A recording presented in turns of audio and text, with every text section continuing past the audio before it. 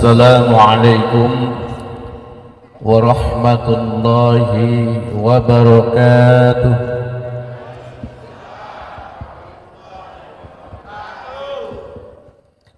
Assalamualaikum warahmatullahi wabarakatuh.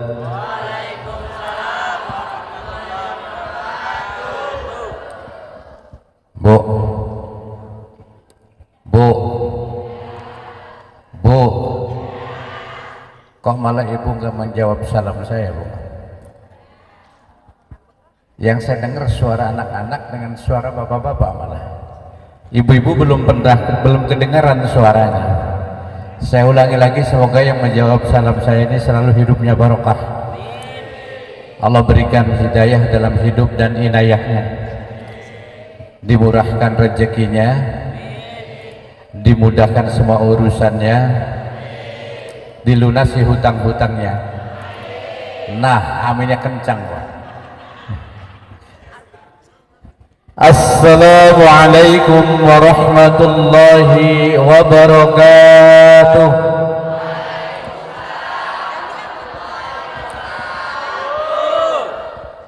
Alhamdulillahi rabbil alamin alladzi an'amana bi ni'matil iman wal islam. Ashhadu an la ilaha illallah wahdahu la syarika lah. Iyyahu na'budu wa iyyahu nasta'in. Wa ashhadu anna Muhammadan 'abduhu wa rasuluh mab'uutsu rahmatan lil alamin. Allahumma salli wa sallim wa barik ala sayyidina wa maulana Muhammad wa ala alihi wa ashabihi al-mujahidin at-tahirin, amma ba'd. Qala Allah ta'ala fi kitabihil karim, a'udzu billahi minasy syaithanir rajim. Bismillahirrahmanirrahim. Subhanalladzi asra bi'abdihi lailan minal masjidil haram ilal masjidil aqsa alladzi barakna haulahu linuriyahu min ayatina innahu huwas samiul basir. Bapak, Ibu, anak-anak, adik-adik, hadirin wal hadirat yang dimuliakan Allah, yang saya hormati, takmir masjid Bapak Haji Dr. Andes Haji Muhammad Umar, betul ya? Yang saya hormati Adinda Al-Ustadz Al-Mukarram Haji Maswi SAG, yang saya hormati bapak-bapak yang tidak saya sebutkan namanya, mohon maaf, bukan tersengaja, tapi enggak tahu namanya, Pak. Tahu orang tapi enggak tahu nama. Kalau orangnya udah enggak asing lagi, jelas saya udah tahu, hampir setiap hari ketemu, tapi nama-namanya saya enggak tahu, Pak. Mudah-mudahan tidak mengurangi arti, tidak mengurangi takdim saya. Kami atas kehilapan nama dan keterbatasan pengetahuan mohon dimaaf. Bapak yang tidak saya sebutkan namanya yang saya hormati, puji dan syukur kita munajatkan kehadirat ilahi Rabbi Allah Azza wa Jalla. Salawat dan salam semoga tercurah pada junjungan kita baginda Nabi besar Muhammad sallallahu alaihi wasallam. Hari ini adalah hari Sabtu bertepatan tanggal 27 bulan Rajab, yang kemudian ditetapkan oleh pemerintah Indonesia adalah tanggal merah. Betul ya? Semua pegawai negeri, PNS, anak-anak sekolah dan lain sebagainya tidak kerja karena tanggal merah. Tanggal merahnya karena tanggal 27 bulan Rajab. Bulan Rajab adalah bulan yang mengandung dan mengenang sejarah peristiwa yang aneh bin ajaib, aneh anak lanangnya ajaib. Peristiwa yang luar biasa, tidak pernah terjadi peristiwa itu kecuali kepada baginda Nabi besar Muhammad sallallahu alaihi wasallam, yaitu peristiwa yang disebut Isra wal Mi'raj. yang biasa kita singkat dengan Isra Mi'raj. Sebenarnya dua peristiwa, peristiwa Isra dan peristiwa Mi'raj ya. Terjadi pada tanggal 27 bulan Rajab. Bulan Rajab adalah bulan termasuk di dalamnya 4 bulan arba'atun hurum, 4 bulan yang dimuliakan oleh Allah. Inna iddatas syuhuri indallahi isna asara syahran fi kitabillah yauma khalaqas samawati wal ard minha arba'atun hurum.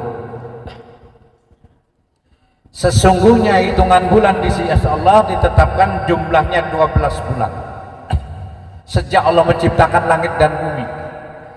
Jadi ketika Allah menciptakan langit dan bumi ini, jumlah bulan itu jumlahnya 12. Minha arba'atun hurum. Dari 12 bulan itu ada 4 bulan yang disebut bulan haram, yang 3 berturut-turut, yang 1 sendirian, yaitu bulan Rajab. Bulan Rajab ini termasuk bulan yang diharamkan oleh Allah, artinya bulan yang dimuliakan oleh Allah, yang kemudian di masyarakat kita umat Islam di Indonesia khususnya di bulan Rajab ini banyak adanya ibadah-ibadah tertentu ya, yang memang seolah itu bagian daripada bulan Rajab, padahal setelah dicari hadisnya nggak ketemu juga. Antara lain puasa bulan Rajab, bu, oi, bu, oi, puasa bulan Rajab. Udah puasa bulan Rajab? Udah. Tiap hari ya? Alhamdulillah. Secara mutlaknya puasa baik-baik saja, tetapi kalau mengkaitkan puasa itu konon katanya bagian dari sunnah yang dilakukan oleh Nabi, saya katakan puasa Rajab tidak ada hadisnya. Justru di bulan Rajab ini banyak hadis-hadis maudhu, hadis-hadis palsu, termasuk di dalamnya puasa bulan Rajab ya. Yang ada justru puasa yang diperbanyak oleh baginda Rasul adalah bulan Sya'ban ya. Rajab ini yang ada hanyalah peristiwa bersejarah tentang Isra dan Mi'raj. Ibu-ibu sering kalau bulan Rajab kemudian ada doa bersama, ibu-ibu pengajian, Allahumma barik lana, yuk bu, terus wasabana wabaligna Ramadana wabaligna Ramadana. Saya ceramah untuk ibu-ibu aja pak, bapak-bapak mandengerin aja pak ya, lebih cocok dengan ibu-ibu kayaknya. Bu, Allahumma barik lana, ya Allah berkahilah kami di bulan Rajab, terus wasa'bana dan juga bulan Sa'ban, wabaligna Ramadana, sampaikan usia kami bulan Ramadan. Minta diberkahi bulan Rajab, diberkahi bulan Sa'ban, memohon kepada Allah untuk sampai usia kita ini kepada bulan Ramadan. Ini adalah sebatas doa, tapi ada yang mengatakan hadis. Kalau mengungkapkan kata ini hadis, hadisnya maudhu, palsu ya. Jadi yang jelas hanya doa saja, dan kalau berdoa silahkan saja dan bagus intinya. Tapi kalau mengatakan hadis, maka berarti kita mendustakan siapa? Baginda Nabi Muhammad sallallahu alaihi wasallam. Ancamannya berat. Barang siapa yang mengatasnamakanmu kata Nabi Muhammad, sedangkan saya tidak menyatakannya, fal yatabawwa maq'adahu finnar, siap-siap tempatnya di neraka. Nah, dari kalau doa tadi bukan hadis tetapi bagus untuk berdoa. Jadi doa saja, katakan itu adalah doa. Kembali, bulan Rajab adalah bulan Muharram, apa bulan yang diharamkan oleh Allah, termasuk bulan yang dimuliakan. Ada peristiwa yang dahsyat, yaitu peristiwa yang bersejarah, Isra wal Mi'raj baginda Nabi besar Muhammad sallallahu alaihi wasallam. tanggal 27 bulan Rajab, walaupun ulama beda-beda pendapat tentang tanggalnya dan bulannya, tetapi nampaknya jumhur ulama, sebagian besar ahli sejarah sepakat bahwa peristiwa Isra dan Mi'raj itu tanggal 27 bulan Rajab. 27 ini adalah angka yang dipilih oleh Allah untuk memberangkatkan Nabi besar Muhammad SAW. Juga ada nilai filosofinya yang terkait dengan ibadah sholat. Sholat itu kalau dilakukan dengan berjamaah, pahalanya mendapat 27 derajat. Kalau sendirian dapat 1. Betul ya? 27 punya nilai pahala yang didapat dengan sholat berjamaah 27 berapa? As-salatul jamaah afdalu min salatul fardhi isrin wasyam'ina darajatan. Ya. Sholat berjamaah lebih utama dibanding dengan sholat sendirian. Pahalanya sholat berjamaah itu 27 derajat. Hadisnya sahih. Jadi kalau yang tidak berjamaah kurang nilai pahalanya, cuma dapat 1. Peristiwa Isra Mi'raj terjadi adalah tahun ke-10 dari kenabian. Nabi Muhammad diutus jadi Rasul pada usia 40 tahun. Proses waktu perjalanan Nabi Muhammad menjadi Rasul, waktu mengembangkan agama Allah di Mekah selama 10 tahun, baru di 10 tahun dari kenabian itu Nabi Muhammad di Isra dan di Mi'rajkan. Yang latar belakangnya adalah konon katanya, ini baru jam 2 ya, saya sampai jam 3 aja ya, sebab asarnya setengah 4 kan. Setuju Bu? Lebih cepat lebih bagus, namanya ikan sepat ikan gabus, lebih cepat lebih bagus. Cepat lambat tetap amplopnya sudah dilem. Belum? Oh berarti ada penambahan ya, penambahan waktu nah. Kembali, saat itu yang melatar belakangi Nabi Muhammad diisra dan dimi'rajkan oleh Allah dari Masjidil Haram ke Masjidil Aqsa adalah tahunnya disebut Amul Huzn atau Amul Huzni. Amun untuk tahun, hujan itu duka cita, bersedih. Bu, dengerin Bu. Nabi Muhammad SAW, baginda Nabi Muhammad SAW punya istri yang setia. Istri yang pertamanya namanya siapa Bu? Siti Khadijah. Enggak pakai Siti sebenarnya, Khadijah saja. Cuman orang Indonesia aja yang bilang Siti ya. Karena Siti itu menunjukkan Sayyidati gitu kan. Ya, Sayyidati tunjuknya adalah merujuk kepada bentuk perempuan. Yang ada di Indonesia Siti itu adalah jenis mobil sedan Honda. Jenis mobil sedan Honda City kan gitu kan. Nah kata-kata Siti itu udah umum nih orang Indonesia ini. Kalau pakai perempuan Siti, Siti Khadijah, Siti Maimunah, Siti Maisarah, Siti apa lagi? Siti Julaiha. Istrinya Nabi kan banyak ya. Ada Siti siapa lagi? Siti Aisyah. Siti Khadijah adalah istri Nabi yang tidak pernah sholat 5 waktu. Bu, Siti Khadijah nggak pernah sholat wajib 5 waktu. Kok istri Nabi nggak sholat Bu? Kenapa Bu?